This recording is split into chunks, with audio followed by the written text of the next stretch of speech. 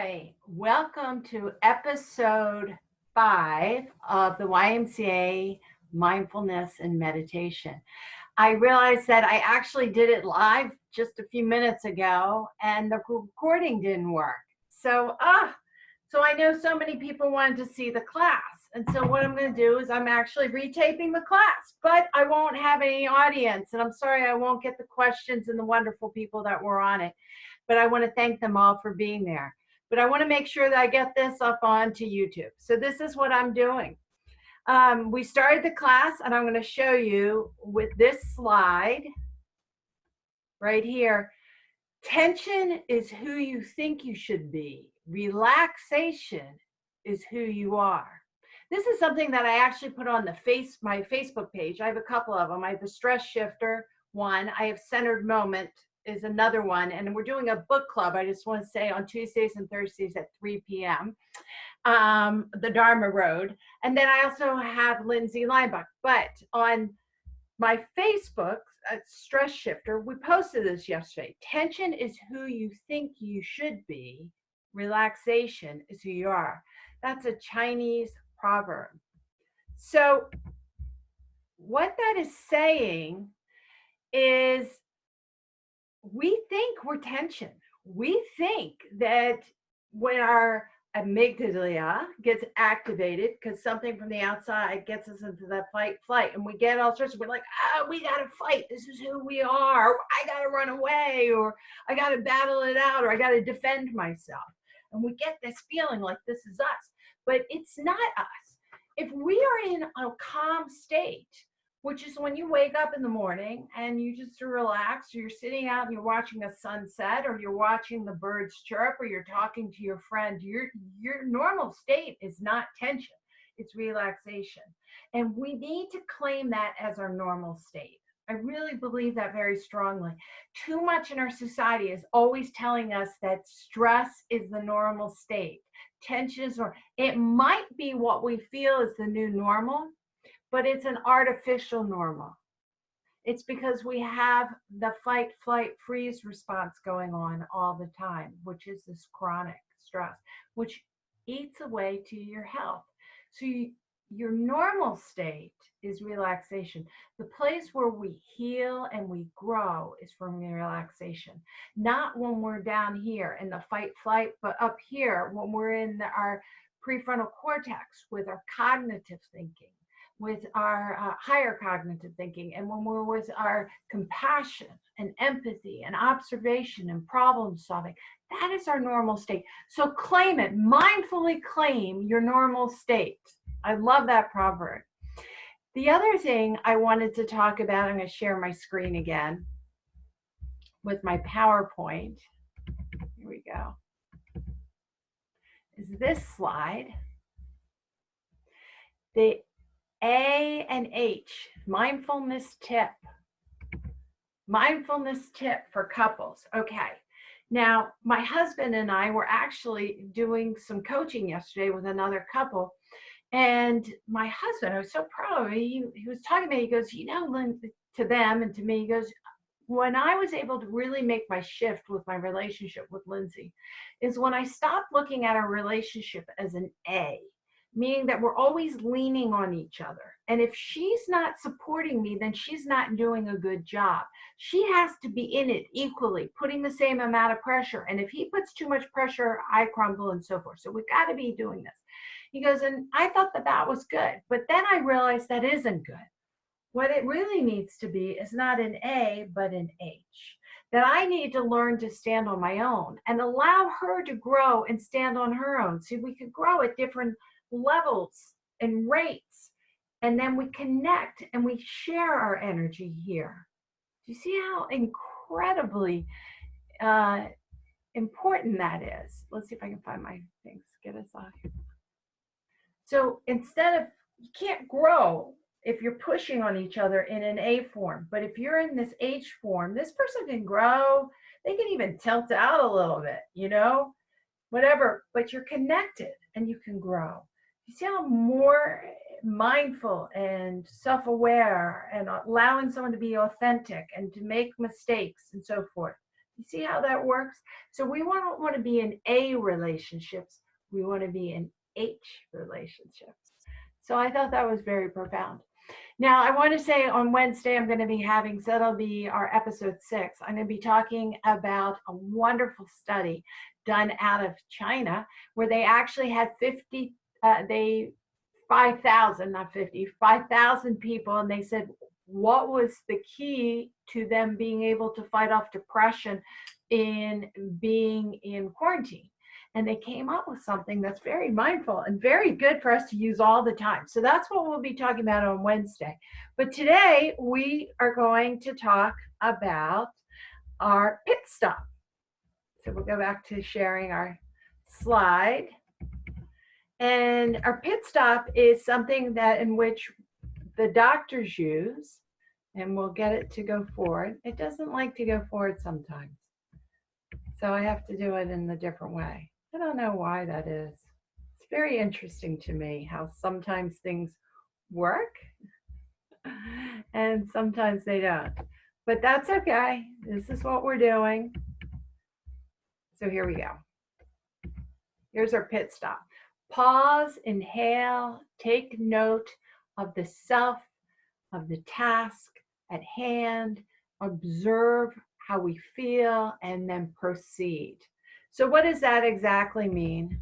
Here we go. See, there we go.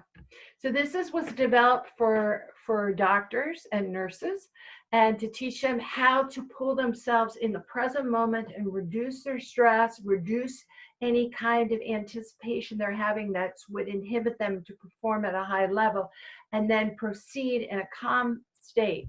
So they pause, which is what we've been talking about. Take a breath, take that pause. Inhale, and what is your intention? What is the intention for you to being here? A lot of times our intention is to get through the day, and that is not a good intention. That is us saying it's going to be a hard day. Our intention should be that we're here in a calm state to be able to help other people, to grow, to be ourselves. What's our intention? To be able to be balanced, to have compassion, not to have amygdala to be always activated. So just being aware of that. And then take note of yourself. And, how do you feel right now? Your thoughts and your emotions. And I really had to do that a lot when I was working at the special ed school for a long time. I had to, when I drove to work, I had my own family that I had kids and was getting a divorce, and then I was getting married. All that was going on. But when I went through those gates, I had to check in with myself and see how I was thinking and feeling, and then leave some of that stuff at the gate. And of course, that's what the doctors have to do. I have to bring myself into the present moment and the task at hand. Be truly aware in the task at hand what's going on. This is where doctors and nurses heal other people. Always in the present moment. Always. Where we change and grow, always in the present moment.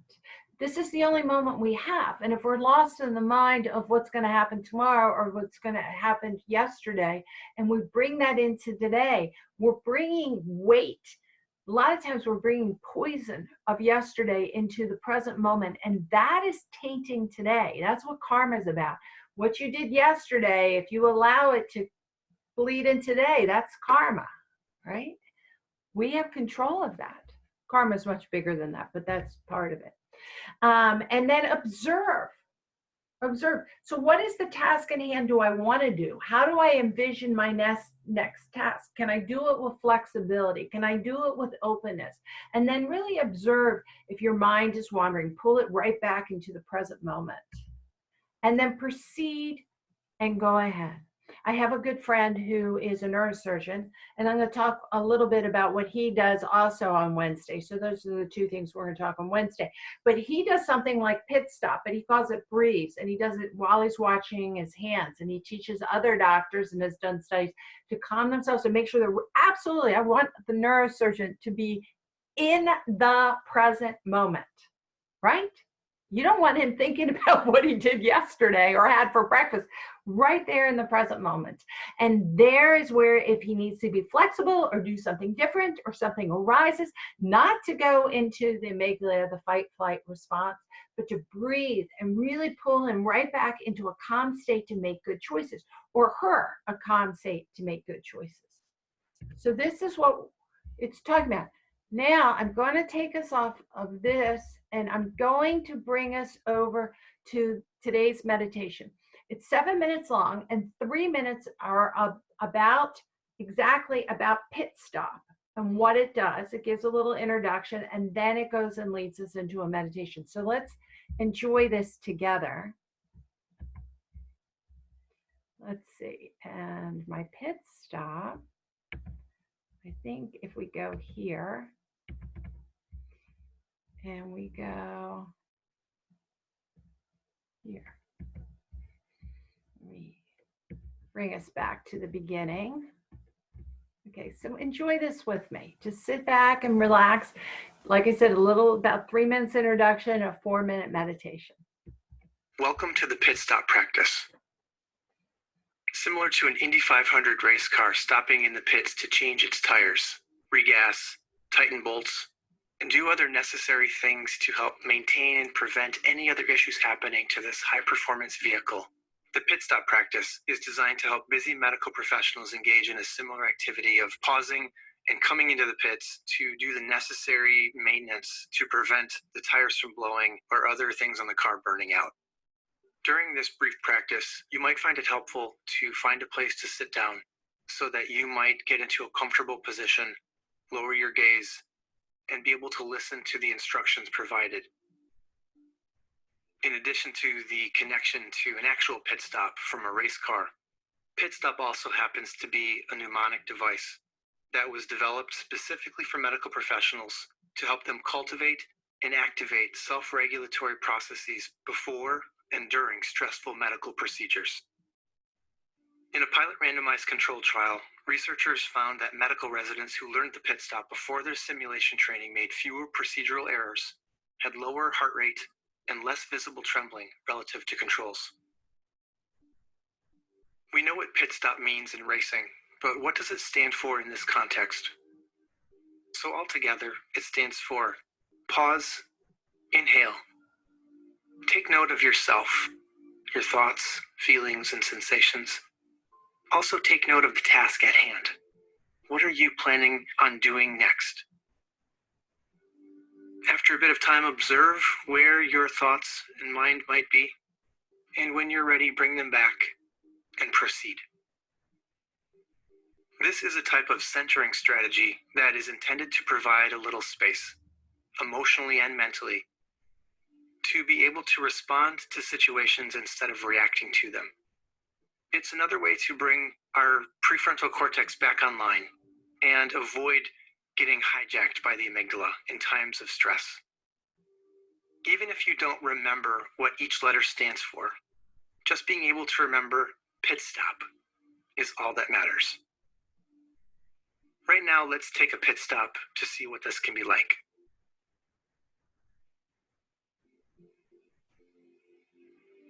Lowering your gaze, see if you can intentionally, physically pause, stopping what you're doing, pausing your body, allowing it to settle and even slow down. If you were typing or using your phone, just stopping, maybe placing your hands on your lap or your abdomen, adjusting your posture so that the spine is erect, your diaphragm is open, and just allowing the whole bodily self and mental self to pause.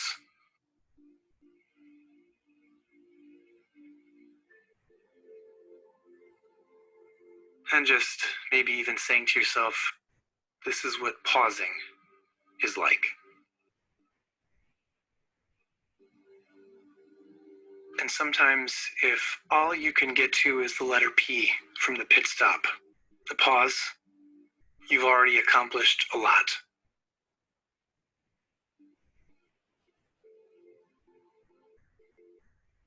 Now let's bring our awareness to the act of breathing in or inhaling, noticing the breath slowly entering the body and exiting the body. Right now, taking a few natural, relaxing breaths in and out. Maybe the breath comes in through the nostrils and exits through pursed lips. Breathing in and out, each time with awareness. This is what inhaling is like.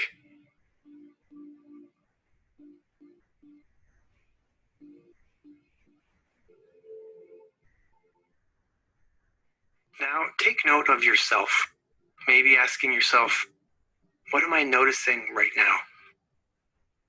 Maybe you're noticing the physical sensations of sitting in a chair, feeling the weight of your feet against the ground, or the heaviness of your body as it connects with a chair or a desk. Maybe wondering where the two come in contact with one another. Maybe you become aware of different thoughts that float by in awareness, trying to simply watch them come and go without becoming overly attached to anyone in particular.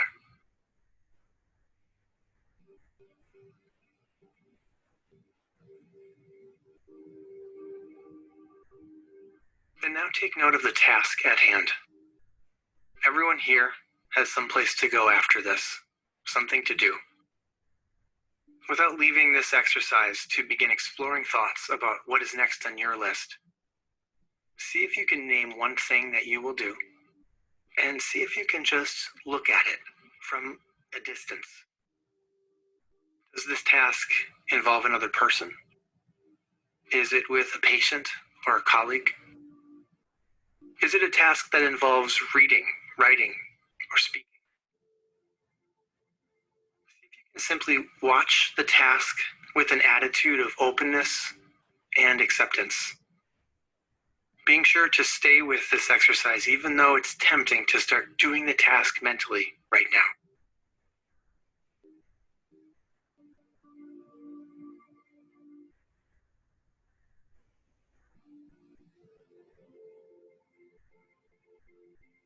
And now just observe where the mind may have wandered and gently bring it back to this moment. Maybe connecting again with your breath as an anchor to the experience of right now.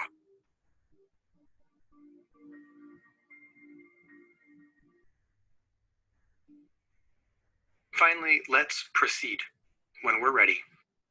And in this case, proceed means let's slowly and deliberately begin to reawaken the senses, opening our eyes, bringing our attention back to the place and space where we are right now.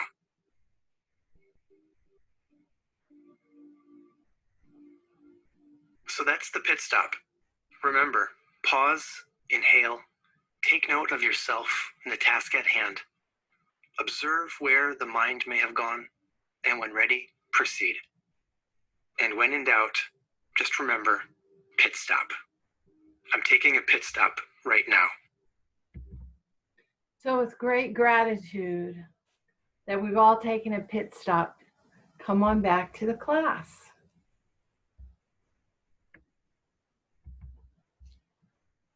It's so cool to know that we took a pit stop, but that there are people out there, especially in the front lines, who have also learned this mindfulness technique.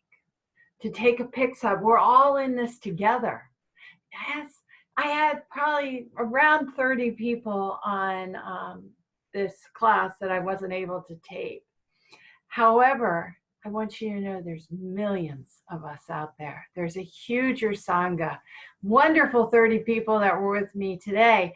But I want you to know that there's so many like-minded people that care, that don't want to be ruled in their own mind by outside forces activating their amygdala. They want to be able to allow whatever's going outside to come through them, and then they have the choice on how they react, and they get to really show their authentic self and their heart-mind connection. So that brings me back to the last slide that I showed. Whoops, second to last slide. Let's see. Let me go back to my Zoom. Let's do this right. I can do it. Okay, so here's our pit stop. And then I'm going to come down here. I want you all to know that I have a terrific, so where do we use this pit stop? Where can we do that? And this is what they have. I have a beautiful PDF that explains the pit stop and talks about, it gives you the link to that talk that I had, and also to the scientific study that they did teaching the pit stop. And they talk about, transition from home to work, or at your desk, or when you're about to see a patient, when you're running into a difficult time, before you do surgery, while you're washing your hands, or when you go to the bathroom, or right before your bed. You can use it anytime, If you want the PDF, I want you to know, just email me at centeredmoment@gmail.com and write pit stop in it, and I will then just send you off the pit stop PDF that gives you all this great information. But let's take this one step further. Let's take this to here. So we've learned the pit stop. Oh, look at that. It's wanting to, you love technology. There we go. So we've learned the pit stop. But how can we make that really easier for us, And this is what I teach all the time in my classes, the ABC of mindfulness. A, be aware. B, take a breath. And C, make a choice. Now, this is so important. So being aware, that's like pause, inhale, take note of self. That's being aware of where are we at. As soon as, like he said in the talk, as soon as you pause, you've already started, you've made your pit stop.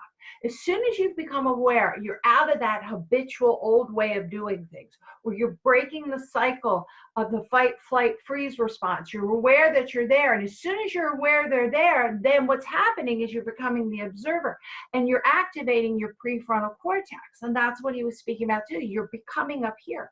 And then when you take that breath, breathe in, pulls you into the present moment. It activates the parasympathetic nervous system. It brings you back to that baseline. Just like the Chinese proverb said, tension is not our normal state. Relaxation is. That's why when we take that breath, which is the natural thing we always have to do all the time, it doesn't pull us into tension. It pulls us back into relaxation. The body wants to grow, learn, and heal. It wants to. The mind will inhibit it if it gets in that fight, anxiety, freeze mode, right? But as soon as we're aware and we take the breath, we calm ourselves down, then the mind wants to learn, wants to observe, can open up their heart and have more compassion. And that's where you get to see, because then you can make a skillful choice. I can choose to do something different. And you only can choose to do something different in the present moment. So the breath pulls you in the present moment, and then you have the power of C. So know that this episode obviously is a stress shifter YouTube video, and I'm very excited that I was able to redo this one so everyone could have this opportunity to see it. And I apologize that I didn't get the recording right the last time in the live, where I have the people who had wonderful questions and answers. But to summarize what people said is that really a lot of people realize that they're growing, that they are getting control of their amygdala, Amy is what I like to say, and they're not being in the fight, flight, freeze mode anymore. Now they are concerned and they're growing and they're learning, but they're learning about themselves, And I was talking about how I was learning with my husband how our marriage is even getting better and stronger. Because, yeah, we definitely had some issues we had to face being together so much. But we can't avoid them and hide them. We actually face them, which is really what Stress Shifter online course I do is you face it and we focused on it. And then we learned how to become free with it. And then we've now been in the flow. And it's just really nice. So we can see when we're leaning too hard and allow ourselves to get back into that H, get ourselves back into the relaxed mode and know that it is our right to be relaxed. And we have the ability to make that choice. So I mindfully say namaste to you all. The soul and energy in me is greeting the soul and energy in you. And I celebrate our Sangha all over the world of mindfulness people. And I look forward to seeing you in the next episode where we will be talking about the Chinese experience. And also I'm going to talk about my friend's book, the neuroscientist, neurosurgeon. I got it.